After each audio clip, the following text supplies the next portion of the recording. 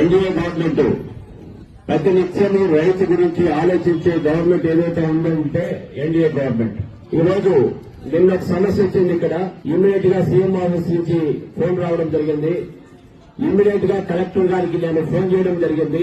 Phone చేసిన వెంటనే మరుసటి నిన్న 4 o'clock మీటింగ్ పెట్టుకోవడం జరిగింది. మీటింగ్ పెట్టుకుని బొప్పాయి ధర 7 రూపీస్ కు తగ్గించారు. 17 రూపాయలు 18 రూపాయలు ఉన్న రేటుని 7 రూపీస్ తగ్గించారు.